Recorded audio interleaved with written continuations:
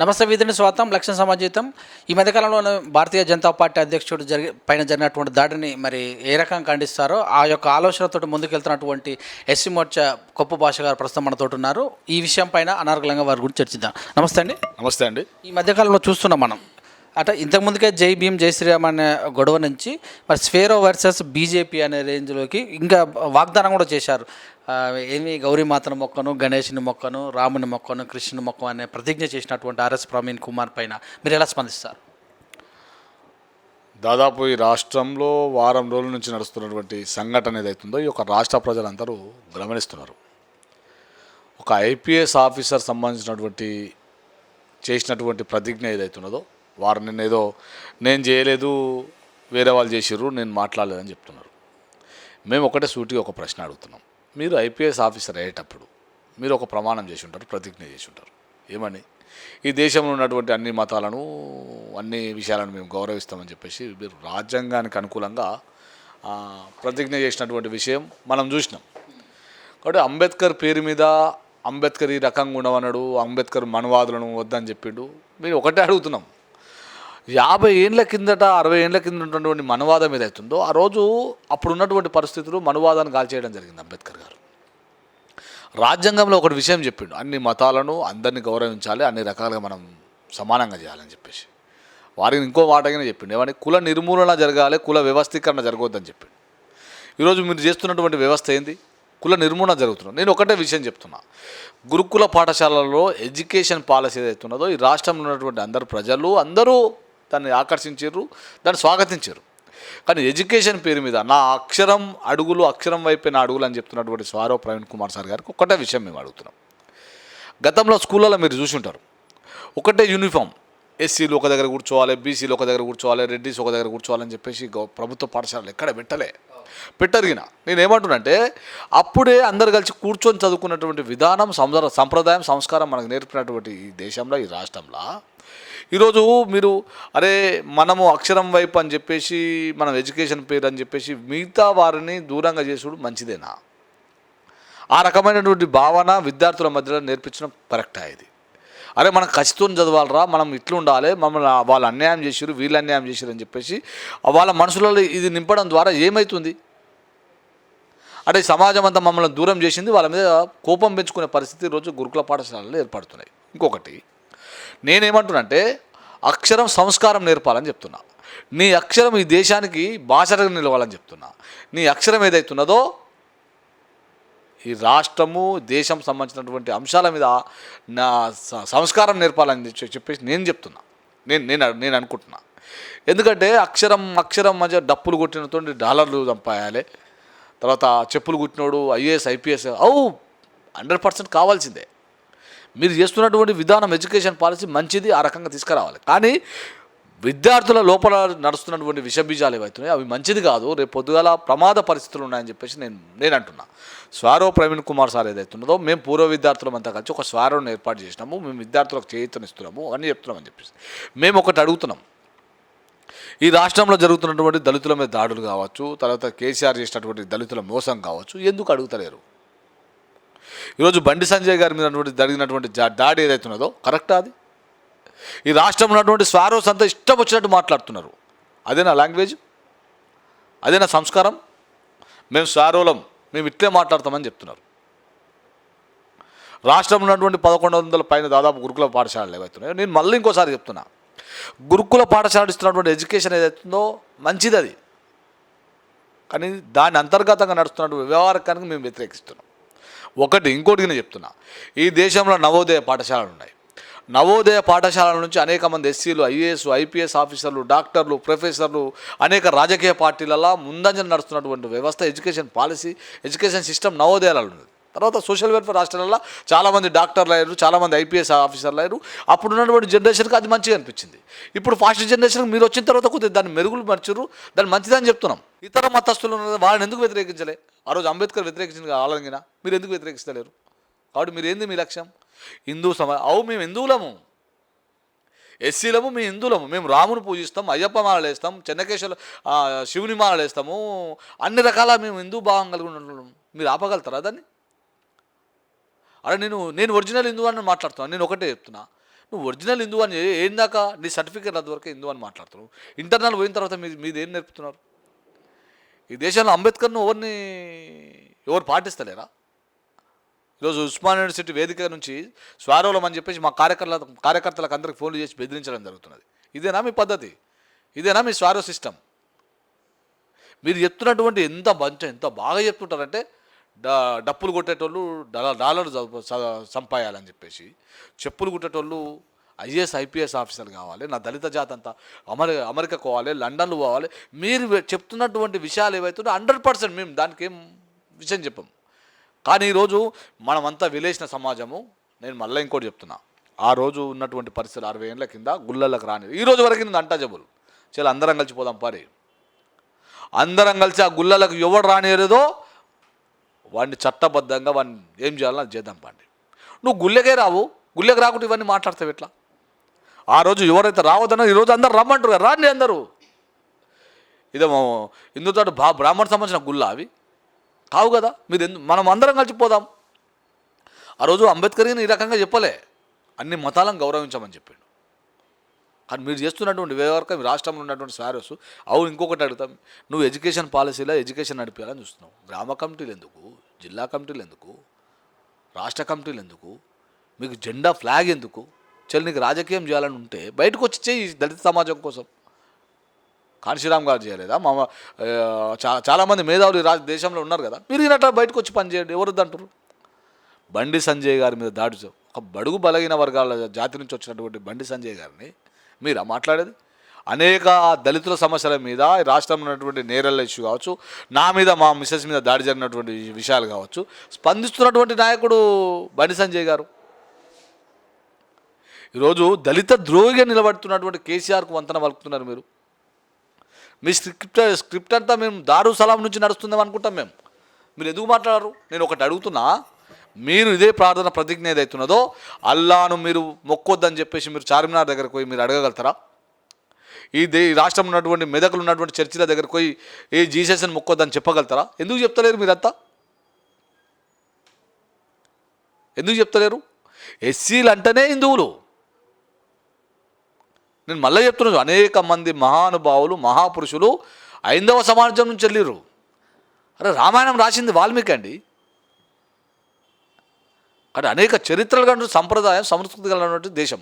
మళ్ళీ ఇంకోటి చెప్తున్నా, ఈ దేశాన్ని భారతీయ జనతా పార్టీ వచ్చినాకనో లేకుంటే ఆర్ఎస్ఎస్ వచ్చినాకనో ఏవీపీ వచ్చినాకనో కానీ పరివార క్షేత్రాలు వచ్చినాకనో ఈ దేశాన్ని హిందుస్థాన్ అంటలేరు. కొన్ని వందల సంవత్సరాల నుంచి వేరే దేశాలు ఈ దేశాన్ని హిందుస్థాన్ అంటారు. ఈ దేశం హిందుస్థాన్ దేశం, ఇది హిందుస్థాన్. కానీ అంబేద్కర్ పాలసీగా అంబేద్కర్ అడ్డం పెట్టుకొని మీరు ఇష్టం వచ్చినట్టు మాట్లాడితే మేము అంబేద్కర్ వారసులం, మేము అంబేద్కర్ ఇష్టం, అంబేద్కర్కి అనుకూలంగా పనిచేస్తున్నటువంటి నాయకులము, అంబేద్కర్ అనుకూలంగా నడుస్తున్నటువంటి దేశం రావాలని కోరుకుంటున్నటువంటి వ్యక్తులం మేము. ఏం కల్మశాల మించమని చెప్పిండా అంబేద్కర్ గారు? ఏంటన్నా ఈ రకంగా మీరు రాష్ట్రంలో నడుపుతున్నటువంటి వ్యవస్థ ఏదైతుందో మీరు ఒకసారి పునఃసమీక్షించుకోండి. మీ కమిటీలు ఏం చేస్తున్నాయి, మీ స్వారోలు ఏం చేస్తున్నారు? మీ స్వారోలు మాట్లాడుతున్నటువంటి లాంగ్వేజు ఈ సభ్య సమాజం అంతా సిగ్గుపడుతున్నది. మాట్లాడరానటువంటి లాంగ్వేజ్ మాట్లాడుతున్నారు.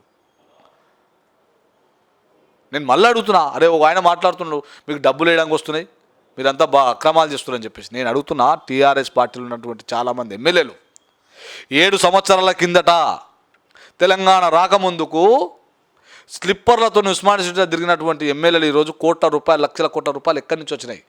ఎందుకు అడుగుతలేరు ఈ స్వారో టీం? ఈ రాష్ట్రంలో అనేక మంది దళితుల మీద దాడులు జరిగితే ఈ స్వారో టీం ఎందుకు అడుగుతలేదు? మీరు దళితుల కోసమే పనిచేస్తున్నామని చెప్తారు కదా, మీ లక్ష్యం అక్షరం వైపే కదా. అక్షరానికి అన్యాయం జరుగుతుంటే మీరు ఎందుకు అడుగుతలేరు?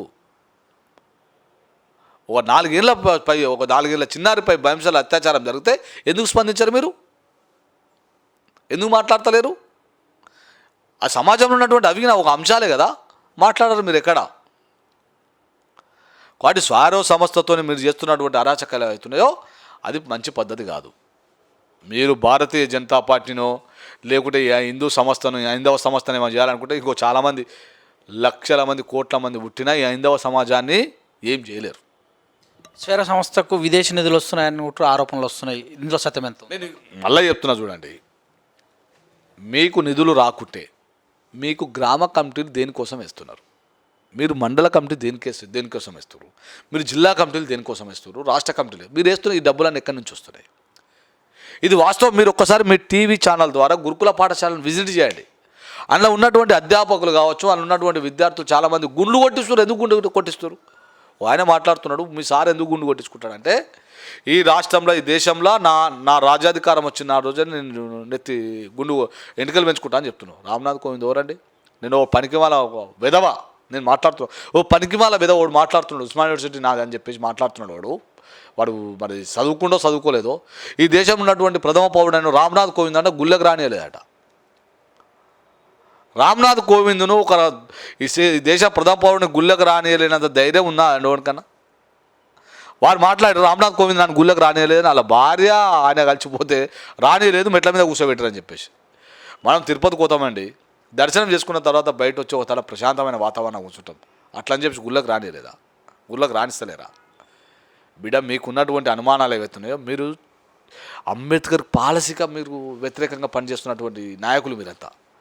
ఈరోజు దేశమంతా ఒక వేదిక మీకు రావాలని కోరుకుంటున్నాం, దేశమంతా ఒక విధంగా రావాలని కోరుకుంటున్నాం. మేము అంబేద్కరిస్టులం, మీరు కాదని చెప్పేసి. అరే అంబేద్కరిస్టు అందరికీ అంబేద్కరుడు దేవుడైనా.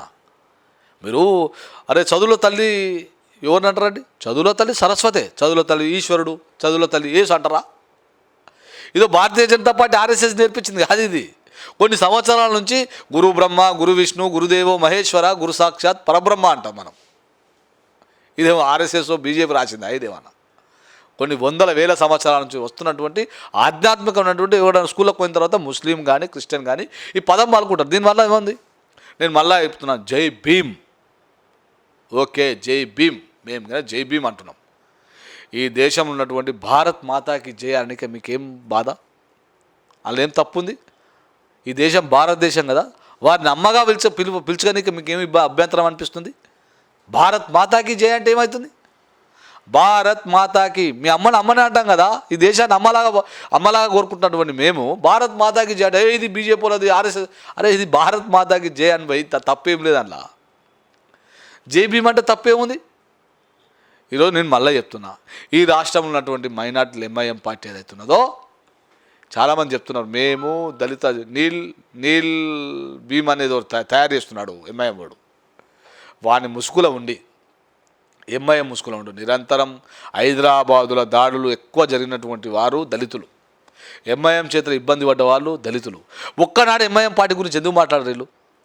ఎంఐఎం సంబంధించినటువంటి లీడర్ మీద ఎందుకు వ్యతిరేకించి మాట్లాడారు? ఎందుకంటే కోసి కారం పెడతారు కదా, అందుకని మాట్లాడరు. నేను మళ్ళీ చెప్తున్నా, భారతీయ జనతా పార్టీ అధికారంలోకి రావాలని కోరుకుంటే, ఏదో రకంగా అధికారం రావాలని కోరుకుంటే ఏడబడితే ఆడ సిల్వలు వేసుకుంటుంటివి, ఏడబడితే ఆడ టోపీలు పెట్టుకుంటుంటివి. కానీ మా లక్ష్యం అధికార లక్ష్యం కాదు, మా లక్ష్యము అధికార లక్ష్యం కాదు. అరే మేము నమ్మించి మోసం చేస్తారు, మీరు నమ్మించి మోసం చేస్తారు. కాబట్టి ఈ దేశంలో ఉన్నటువంటి గుళ్ళు ఏవైతున్నాయో అందరివి అవి. దళితులంతా ఎక్కడైతే అంటచబులు ఉందో అందరం కలిసి పోయి పని చేద్దాం. ఈరోజు నువ్వు స్వారో పేరు మీద నడుస్తున్నటువంటి వ్యవస్థలు ఉన్నాయి కదా, స్వారోని తీసుకొని పోదాం. ఓడో కొడుకు ఓడన గుళ్ళకు రానియకుండా వాడిని ఏం చేయాలన్నా చేద్దాం. కానీ అంటచబులు ఉన్నది ఎక్కడ? అంటచబులు ఇంకా ఎక్కడున్నాం? ఇంకా 70 ఏళ్ళ చరిత్రలా ఎక్కడ పోతున్నాయి రిజర్వేషన్లన్నీ? ఎవరు తింటుండే రిజర్వేషన్లన్నీ? ఈరోజు ఊరెంకు ఉన్నటువంటి దళిత జాతి అంతా ఎవరి కారణం? ఏ రాజకీయ పార్టీల కారణం? ఎవరి గురించి మాట్లాడుతారు ఇప్పటివరకు? గతంలో ఉన్నటువంటి కాంగ్రెస్ పార్టీ కారణం కదా, గతంలో ఉన్నటువంటి టీడీపీ కారణం కదా, ప్రజెంట్ ఉన్నటువంటి టీఆర్ఎస్ పార్టీ కారణం కదా. ఇలా దళిత సమాజం అంతా ఏందో ఈ పార్టీలనే ఉద్ధరించినట్టు మాట్లాడుతున్నారు కదా. ఎవడు ఉద్ధరించారండి దళితులను అందరినీ? ఇంకా ఊరెంకనే ఉన్నారు కదా, ఊరు మధ్యలోకి వచ్చిరా. దీని కారకులు ఎవరు? ఎవరినైతే క్వశ్చన్ చేయాలనో, ఎవరినైతే నిందించాలో వాళ్ళని నిందించకుండా ఈరోజు ఈ దేశం కోసం, ఈ ధర్మం కోసం, ఈ దళిత సమాజం కోసం పాటుపడుతున్నటువంటి భారతీయ జనతా పార్టీ రాష్ట్ర అధ్యక్షుడు కానీ మమ్మల్ని కానీ ఊరుకో అంటే మాత్రం ఊరుకోని. మళ్ళీ ఇంకోసారి స్వారోగా చెప్తున్నా, హిందుత్వాన్ని ఏమో చేయాలని మీ ప్రయత్నం ఏదైతున్నదో మీ తరం కాదు కదా, మీ వశంగానే కాదు. ఈ దేశంలో చాలామంది దళితులు, హిందువులే అంతా. చాలామంది వెంకటేశ్వర స్వామి గుడికి పోతారు, అయ్యప్ప మాలలు వేస్తారు, శివుని మాలలు వేస్తారు. ఎక్కువ మంది దళితులండి. నేను మళ్ళీ చెప్తున్నా చూడండి, ప్రతి దాడులు జరిగే అవకాశం ఏమైనా ఉందా? ప్రతి దాడులు చేస్తే ఊరుకునేది లేదు. మా సంస్కృతి దాడులు చేసే సంస్కృతి కాదు. మీరు దాడులు చేస్తే ఊరుకునే సంస్కృతి కింద మాది కాదు. మళ్ళీ చెప్తున్నాం, కాబట్టి మీరు దయచేసి ఏదైనా మీరు ఆలోచన చేయాలనే విధానం ఏదైతుందో మీరు మార్చుకోండి. మీ కార్యకర్తలకు ఏం చెప్తారు? మేము అదే చెప్తున్నాం, ఎడ్యుకేషన్ పాలసీలో ప్రవీణ్ కుమార్ చేసినటువంటి ఎడ్యుకేషన్ పాలసీ ఉందో 100% దాని కానీ ఇంటర్నల్ చేస్తున్నటువంటి వ్యవహారాన్ని మేము వ్యతిరేకిస్తూనే ఉంటాం. నా తల్లి భారత మాతకు అన్యాయం చేస్తుంటే ఊరుకోము, నా హైందవ సమాజానికి ఏమైనా అన్యాయం చేస్తుంటే ఊరుకోము. మనువాదులని ఊకే మాట్లాడతా, నువ్వు మనువాదం 60-70 ఏళ్ళ కింద ఇంకెక్కడ ఉందరా బాబు? ఎవడైతే రావద్దన్నాడో వాడే పిలుస్తున్నాడు గుళ్ళలకు రారని చెప్పేసి. ఎవడైతే రావద్దని చెప్పిండు ఆ రోజులలో వాడే రమ్మంటుండు, రండి అందరూ. అంబేద్కర్ అది కోరుకోలే. అంబేద్కర్ ఈ రకమైనటువంటి వాదనలు, ఈ రకమైనటువంటి కల్మషాలు కోరుకోలేదు. ఏందండి భీమ్ దీక్ష కదా అండి? ఆ రోజు మన బౌద్ధుడు చీమకి నాని చేయొద్దని చెప్పిండు. బుద్ధిస్ట్ అంటేనే అది. ఈరోజు మీరు బుద్ధుని పేరు మీద, అంబేద్కర్ పేరు మీద ఈ రకమైనటువంటి కార్యక్రమాలు ఏదంటే మీరు మానుకోవాలి. మీరు దాడులు చేయాలన్నా లేకుంటే ఇంకో రకంగా చేయాలన్నా మీరు అసలు అంబేద్కర్ వారసులం మేము, అంబేద్కర్ వారసులం మేము, జ్యోతిరావు పూలే వారసులం మేము, ఈరోజు వాల్మీకి వారసులం మేము, సంతు రవిదాస్ గారి వారసులం మేము. ఈరోజు ఎస్సీలలో ఉన్నటువంటి ఉపకులాలు దాదాపు 60 ఉపకులాలు ఏవైతున్నాయో ఈరోజు వాల్మీకిని పూజిస్తాయి, తర్వాత సంతు రవిదాస్ గారిని పూజిస్తాయి, అంబేద్కర్ని పూజిస్తాయి. అనేక టెంపుల్లను దగ్గర ఉన్నటువంటి అన్ని పూజించినటువంటి సమాజం, సంస్కృతి కలిగినటువంటి సమాజం దళిత సమాజం. నేను మళ్ళీ చెప్తున్నాను మీ ఛానల్ ద్వారా, ఒక్కొక్క జనరేషన్కి ఒక్కొక్క దేవుడు వచ్చిండు. ఒక జనరేషన్కి సంతు రవిదాస్ గారు వచ్చారు, ఓ జనరేషన్కి అరుంధతి వచ్చింది, ఓ జనరేషన్కి వాల్మీకి వచ్చిండు, ఈ జనరేషన్కి అంబేద్కరుడు వచ్చిండు. కానీ ఫైనల్గా ఎవరిని నడిపించారు? దళితులు ఉన్నటువంటి మహారుషులు, దళితులలో పుట్టినటువంటి మహానుభావులే ఈ దేశాన్ని పరిపాలించినటువంటి చరిత్ర ఇది. ఇది భారతీయ జనతా పార్టీ లేకుంటే బీజేపీ, ఏబీపీ, ఆర్ఎస్ఎస్ చెప్తలేదు. ఇది వాస్తవం చెప్తున్నాం. కాబట్టి వాస్తవం నేను మళ్ళీ ఇంకోటి చెప్తున్నాను చూడండి, వాస్తవ పుస్తకాలు చదవమని చెప్తున్నాను. చరిత్ర వక్రీకరించినటువంటి పుస్తకాలు చదవద్దని చెప్తున్నా. గత 20 ఏళ్ళ తర్వాత 30 ఏళ్ళ తర్వాత తెలంగాణ ఎవరు తెచ్చారని చెప్తారండి? కేసీఆర్ తెచ్చారని చెప్తారు. వాస్తవం అనేది 1200 మంది విద్యార్థులు బలిదానం కారణమైన తర్వాత అనేక మంది ప్రొఫెసర్లు, కార్మికులు, కర్షకులు, అన్ని కులాలు ఏకమైతే వచ్చినటువంటి తెలంగాణ ఎక్కడైతుంది? కాబట్టి గతంలో ఉన్నటువంటి స్వతంత్రం ఎవరు తెచ్చినట్టు గాంధీ తాత. స్వతంత్రం ఇచ్చినప్పుడు అనేక మంది ఉద్యమకారులు, అనేక మంది పోరాట యోధులు చనిపోయిన తర్వాత మనకు స్వతంత్రం వచ్చింది. కాబట్టి ఇంగ్లీష్ చదవాలని చెప్తున్నారు. ఇంగ్లీష్ బరాబర్ చదవాల్సిందే, ఇంగ్లీష్ నేర్పించాల్సిందే. ఇప్పుడు నేను డిగ్రీకి వచ్చిన దాకా నాకు సెల్ ఫోన్ తెలియదండి. ఇప్పుడు ఉన్న పిల్లలు 3 నెలలకు ఫోన్ చూపిస్తున్నారు. ఆటలే ఫోన్ల ద్వారా ఆడే పరిస్థితి వచ్చింది. ఈ జనరేషన్లో నువ్వు కాదు, గతంలో ఇంగ్లీష్ వ్యవస్థ లేదు. ఒక స్కూల్లో 2 టీచర్లు ఉండదు. ఈరోజు ఒక స్కూల్లో 10 మంది 12 మంది టీచర్లు అయ్యారు. జనరేషన్ మారుతుంది. ఇంగ్లీష్ నువ్వు నేర్చుకోవద్దన్నా నేర్చుకునే పరిస్థితికి వచ్చింది. ఈరోజు రిక్షా కొట్టేటోడు కాన్వెంట్ స్కూల్లో చదవాలి నా కొడుకు అని చెప్పుకుంటుండు. ఈరోజు ఆటో నడిపేటోడు కార్పొరేట్ స్కూల్లో నా కొడుకు చదువుకోవాలని తపన పడుతున్నాడు. కాబట్టి ఎడ్యుకేషన్ పాలసీ ఉందో మీరు వచ్చిన తర్వాత కాదు, అందరికి వచ్చింది కోరిక. ఈరోజు బలహీనత అయినటువంటి ఎస్సీలలో బలహీనత ఒక్కటే, చదువు అంటే ఓన్ దగ్గరికైనా పోతారు. చదువు చదువుతున్నట్టే నేను మళ్ళీ చెప్తున్నాను, స్వారో గురుకుల పాఠశాల చదువుతున్నటువంటి విద్యార్థుల తల్లిదండ్రులకు నేను నమస్కరించి చెప్తున్నా ఒకటి, మీ పిల్లలు ఏవైతున్నదో ఎడ్యుకేషన్ ఏ రకమైనటువంటి ఎడ్యుకేషన్ ఇస్తున్నారో మీరు అడగండి.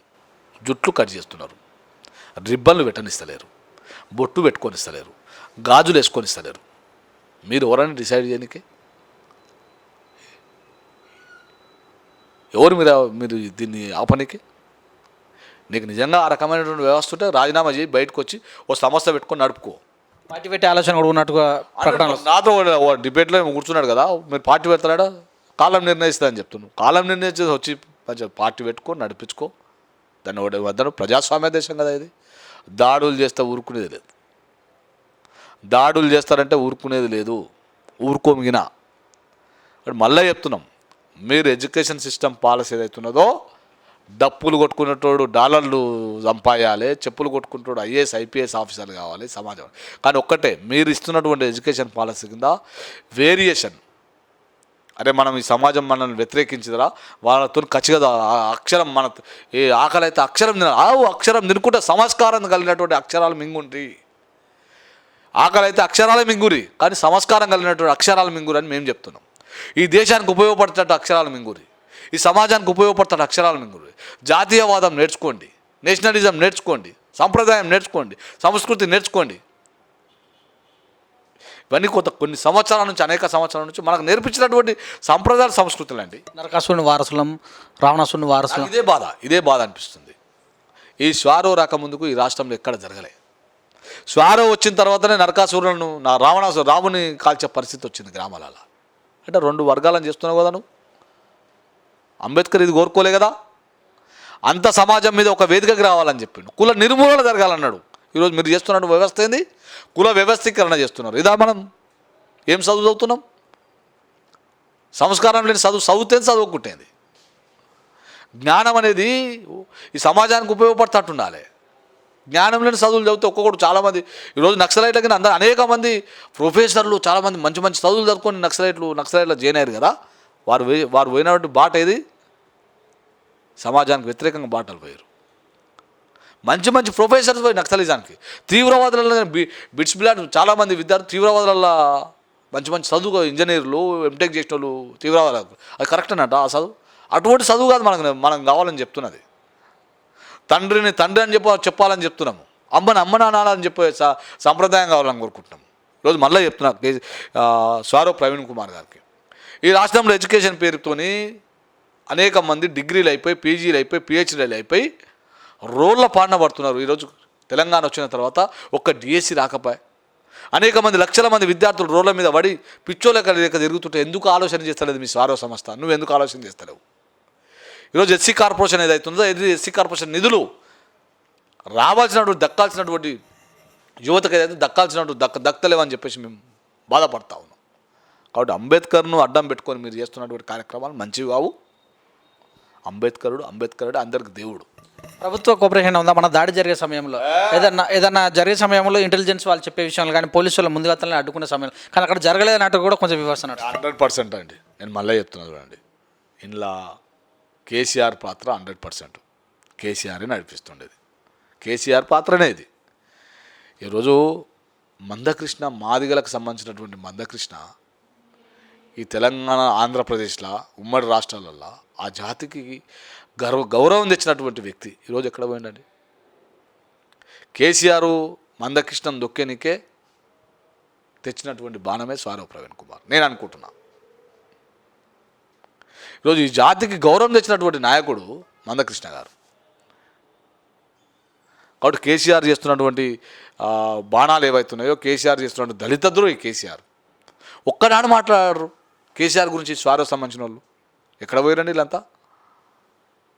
కాబట్టి ఏదేమైనప్పటికీ భారతీయ జనతా పార్టీని కానీ హైందవ సమాజాన్ని ముట్టుకుంటే వదిలిపెట్టే ముచ్చటనే లేదు.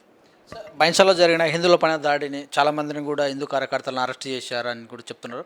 అక్కడ సూదిమలలు కూర్చోవడం కానీ ఇవేం చేస్తున్నారు. ఐఏఎస్లను వదిలిపెట్టమన్న మాట కూడా విమర్శలు వస్తున్నాయి. దీన్ని ఎలా చెప్తారు? ట్రైనీ ఐఏఎస్ ఆఫీసర్లు ఎవరైతున్నారో వాళ్ళతో మా కార్యకర్తలను కొట్టించడం జరిగింది. వాళ్ళని చిత్రహింసలు పెట్టించడం జరిగింది. మేము ఒకటే విషయం చెప్తున్నాం. బైంసా ఒకటే కాదు, రాష్ట్రంలో అనేక గ్రామాలలో హిందువులపై దాడులు జరుగుతున్నాయి. హిందూ వ్యవస్థ మీద దాడులు జరుగుతున్నాయి. బీజేపీ కార్యకర్తల మీద దాడులు జరుగుతున్నాయి. బీజేపీ ప్రజాప్రతినిధులను ఇబ్బంది పెడుతున్నటువంటి పరిస్థితి రాష్ట్రంలో నెలకొన్నది. ఈ రాష్ట్రంలో పరిపాలన నడుస్తుందా? ఈ రాష్ట్రంలో చట్టాలు అమలవుతున్నాయా? ఈ రాష్ట్రంలో చట్టాల గౌరవం ఉందా? కేసీఆర్ ముఖ్యమంత్రి వచ్చిన తర్వాత నిజాం పాలన తలపించే విధంగానే ఈ రాష్ట్రంలో నిజాం పాలన నడుస్తుంది. ఎనిమిదవ నిజాం అంటారా? 8వ నిజామే. నిజాం పాలన ఇక్కడ నడిపిస్తున్నాడు. కాబట్టి హిందువులపై దాడులు చేస్తారు కదా. నిజాం అప్పుడు చేసిండు, ఇప్పుడు ఈ నిజాం చేస్తున్నాడు. ఈయన ఏంది ఇది? నేను పెద్ద హిందువును, ఓ పెద్ద హిందువు, ఒక ఘోరమైన హిందువు, ఒక కఠినమైన హిందువు మొన్న మాట్లాడినటువంటి పెద్దపల్లిలో జరిగినటువంటి ప్రతిజ్ఞకు ఎందుకు స్పందిస్తలేవు? ఎందుకు మాట్లాడతలేవు? నువ్వు పెద్ద హిందువు కదా, యాగాలు భోగాలు చేస్తావు కదా, నువ్వే హిందువు. మరి ఈ రాష్ట్రంలో అతల కుతలం అవుతున్నటువంటి సందర్భం బయటకు వచ్చి ఆయన మాట్లాడింది కరెక్టా కాదా అని చెప్పేసి ఎందుకు మాట్లాడతలేరు? కాబట్టి బైన్సాలో జరుగుతున్నటువంటి దాడులు కావచ్చు, ఇంకా చాలా జరుగుతుంటాయి. చాలా జరిగేటట్టు ప్రయత్నం చేస్తారు కేసీఆర్ గారు.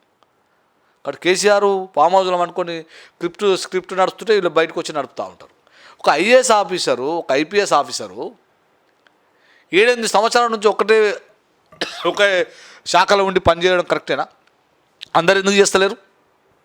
ఎగ్జాంపుల్, ఆయన ఒక్కడే ఒక శాఖలో పనిచేస్తున్నాడు. మిగతా ఐఏఎస్ ఐపీఎస్ ఆఫీసర్లు ఒకే శాఖలో ఎందుకు పనిచేస్తారు? ఎన్ని రోజులు ఆయన ఒక్కడే ఎందుకు పనిచేస్తున్నాడు?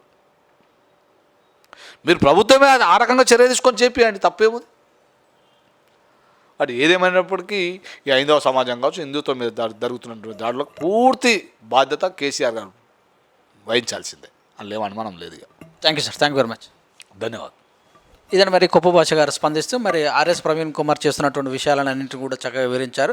కేవలం ఇది ప్రభుత్వం కావాలని నిర్వహిస్తున్నటువంటిది, భారతీయ జనతా పార్టీ పైన కానీ కార్యకర్తల పైన ఇలాంటి దాడులు జరిగితే సహించేది లేదు. రాబోయే రోజులలో అయితే మరి వచ్చే రోజులలో కూడా ఖచ్చితంగా కూడా హైందవం అనేది గత ఎప్పటి నుంచో వస్తున్నటువంటిదని తెలియజేశారు. చూస్తున్న విధంగా కెమెరామెన్ శాంతో మిశ్రేష్ దండు. ఓకే.